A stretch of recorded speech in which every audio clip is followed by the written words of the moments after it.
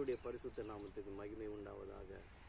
வேத வசனம் சொல்லுகிறது, எங்களுடைய ஐக்கியம் பிதாவோடும் குமாரனாகிய கிறிஸ்துவோடும் இருக்கிறது என்று வேத வசனம் சொல்லுகிறது.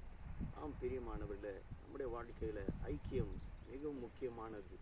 அது யாரோடு வைத்திருக்கிறோம் என்பதும் மிகவும் முக்கியமானது. பிரியமானவர்களே, உங்களுடைய வாழ்க்கையில் யாரோடு கூட ஐக்கியமாய் இருக்கிறீர்கள்? உலகத்தோடு அதிக ஐக்கியமாய் இருக்கிறீர்களா?